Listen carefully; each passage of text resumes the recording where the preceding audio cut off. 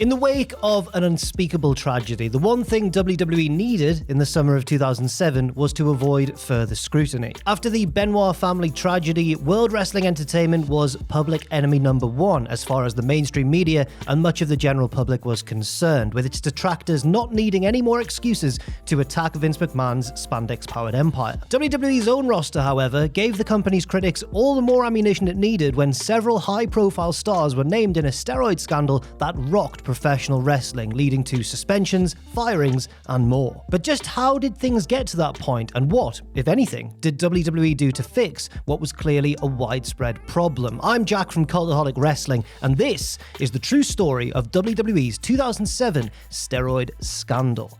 Join us.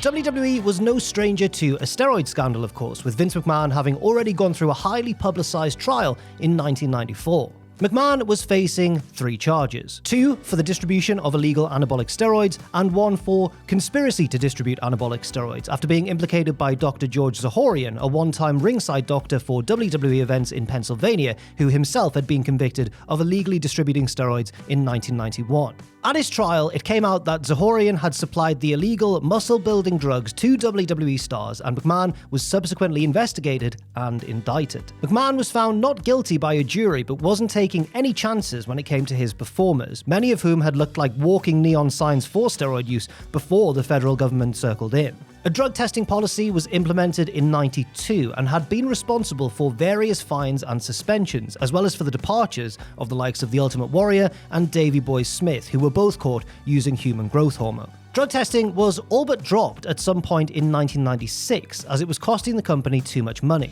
Plus, they were in the middle of a wrestling war, and their competitors, WCW, weren't testing at all. Random tests would still be administered, however, if WWE management believed that an individual or group of individuals had a problem that needed to be addressed. It was no coincidence that physiques that had generally shrunk or gotten a bit softer in the last few years suddenly swelled to Herculean proportions once more mandatory testing was phased out. Coincidentally or not, this also corresponded with a sharp uptick in WWE business during the vaunted Attitude Era. It was as clear as day that many on the roster were using, and in some cases abusing, performance-enhancing and other drugs, while WWE's talent relations department continued to dish out suspensions and firings to those who had substance abuse issues. A few were given the ultimatum of checking into a rehabilitation facility or receiving their future endeavors. While there were isolated cases here and there, nobody had died on WWE's watch, so to speak, since Brian Pillman passed away in a Minneapolis hotel room on October 5th, 1997, just hours before he was scheduled to wrestle in a featured match at the Bad Blood pay-per-view. He was only 35 years old. While WWE tried to steer the conversation away from Pillman's drug use after his death, including a frankly abhorrent interview McMahon conducted with his widow Melanie on Raw just 24 hours later,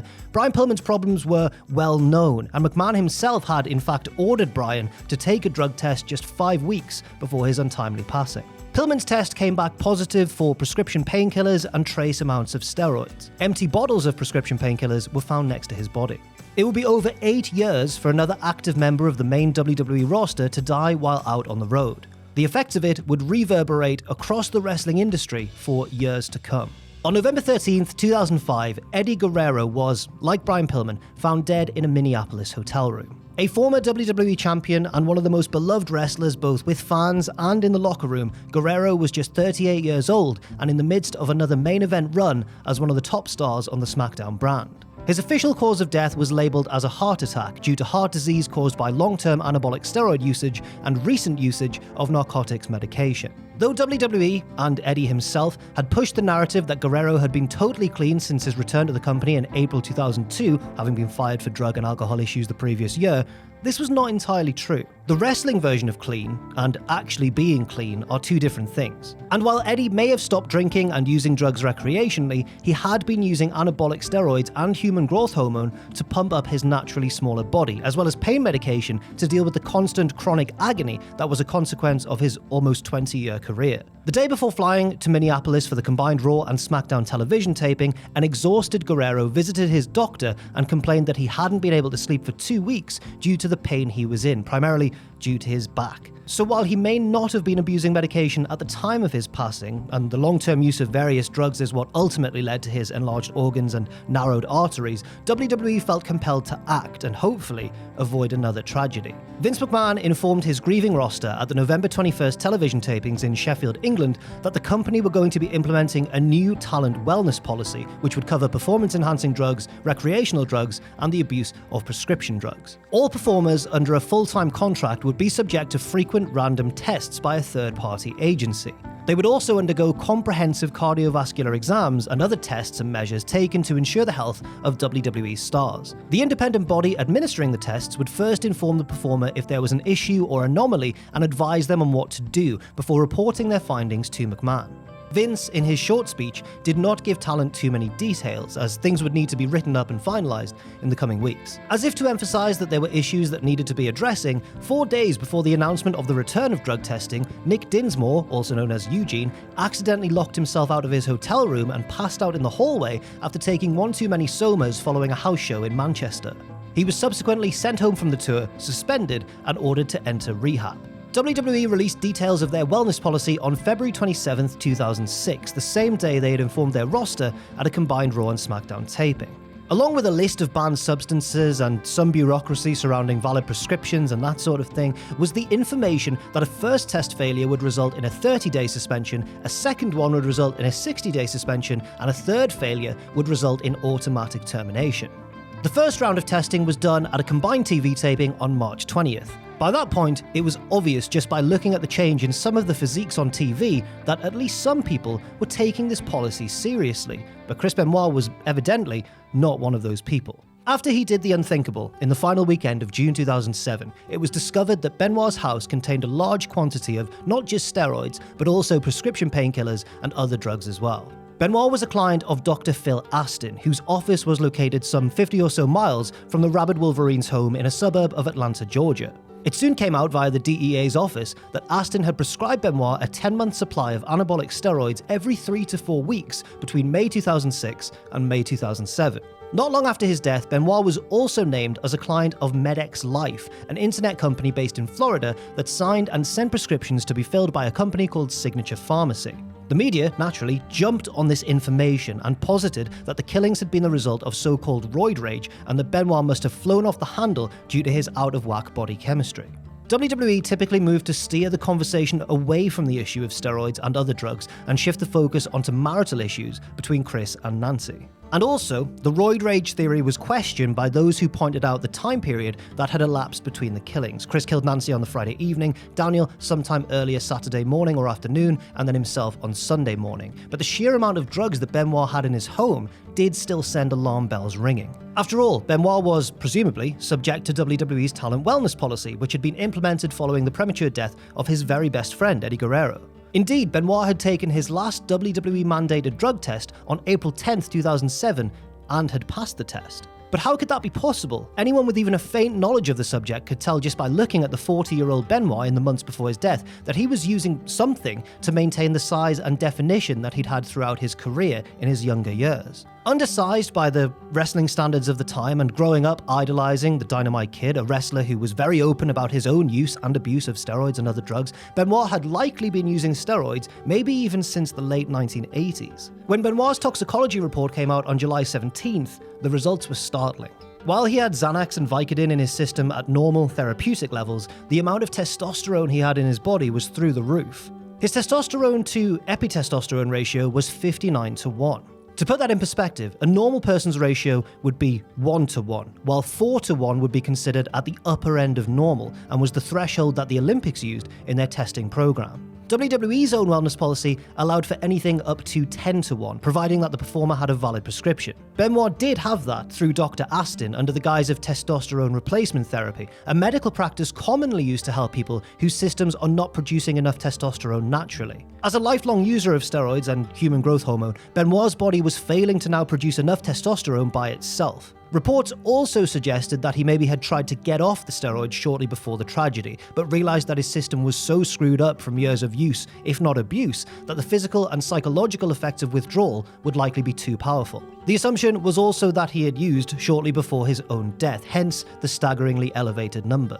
The Toxicology report was bad news for WWE, but they attempted to brush past it nonetheless, noting that Benoit had passed 4 steroid tests within the past year, though just how he passed them wasn't readily apparent since WWE wouldn't release the details of his first 3 tests. WWE and some of its wrestlers also attempted to make a distinction between steroids and testosterone during appearances in the media, though the injectable testosterone that Benoit was being prescribed in huge amounts was indeed a steroid. As far as Dr. Astin was concerned, Benoit wasn't his only professional wrestler client. On the contrary, Rey Mysterio, Bob Holly, Lex Luger, Buff Bagwell, Mark Jindrak, and Johnny Grunge were also named as clients of Astin in the week after the tragedy. As embarrassing as the revelation was that at least 2 other contracted WWE stars were getting prescriptions from the disgraced physician, things were about to get a whole lot worse. On August 30th, WWE released a statement notifying that it was suspending 10 of its performers based on information the company had received from investigators from the Albany, New York District Attorney's Office.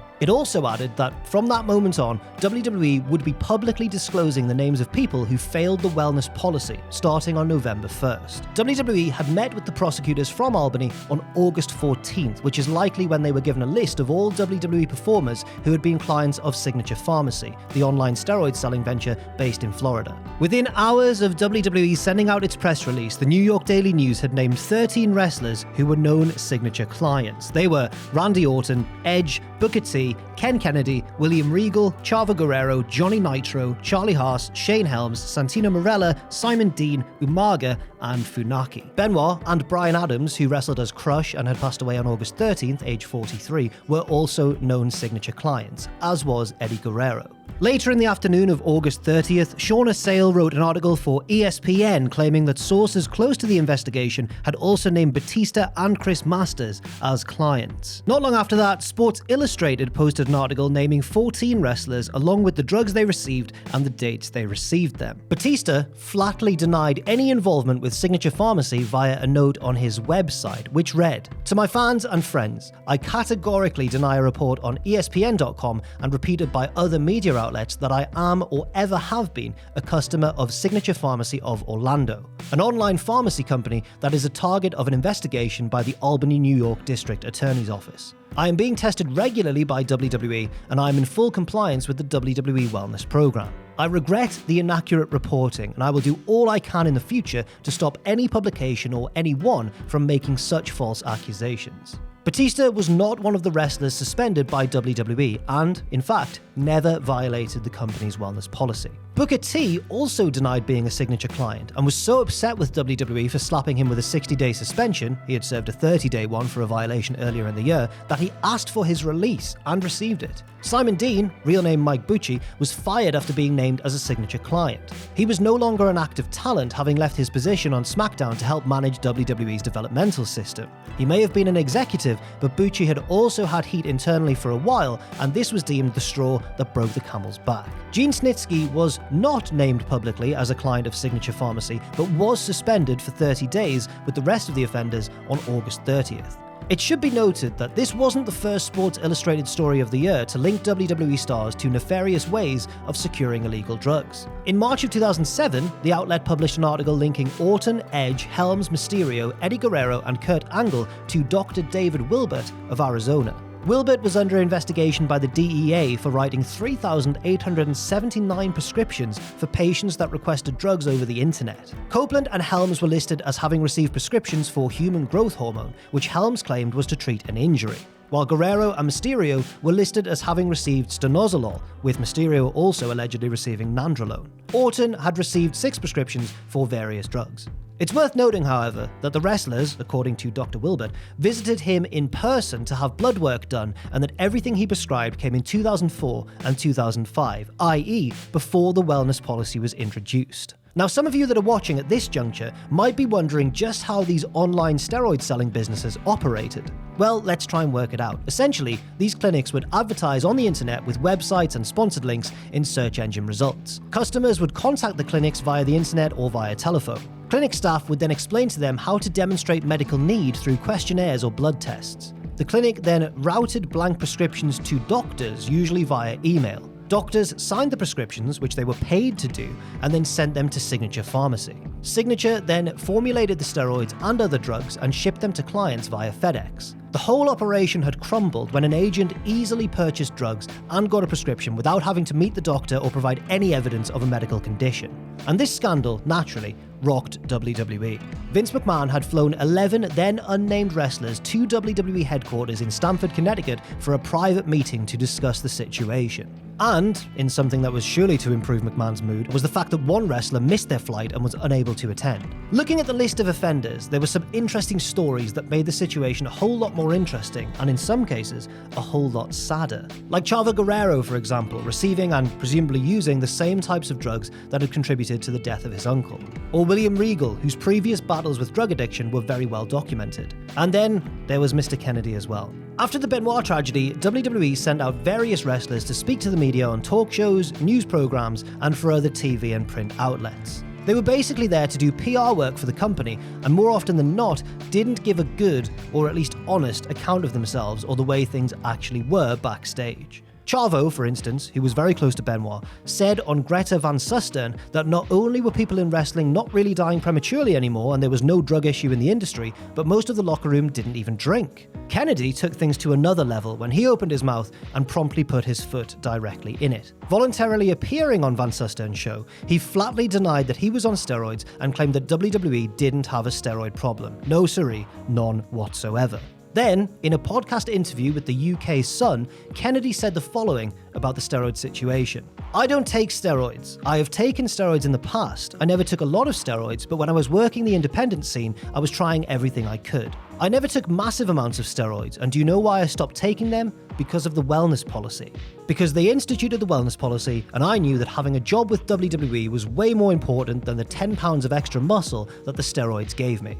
I stopped taking them and I had the biggest push of my life. I worked with The Undertaker for the last 6-7 months. Working on top of all the house shows, I worked pay-per-views, I was on every pay-per-view, I didn't take any steroids, and that's the thing. Nowadays, in our business, you don't have to take that stuff in order to get a push." Well, his name appearing on the Signature Pharmacy list kind of made him look like a bit of a hypocrite, didn't it? Not only did the former US champion lose a ton of credibility because of this, he also lost his push and a planned main event feud with Triple H. You see, the 30 and 60-day suspensions that were being dished out in the wake of the scandal affected ongoing and future WWE storylines. It had been planned that Kennedy was going to be revealed as the illegitimate child of Mr. McMahon as the payoff to that particular storyline. Instead, he was, quote-unquote, fired on the air for impersonating a McMahon, while Hornswoggle was instead named as Vince's son. As if to pile on the misery, in an interview with Fighting Spirit magazine recorded before but published after his suspension, Kennedy once again went to great pains to explain how WWE was zero tolerance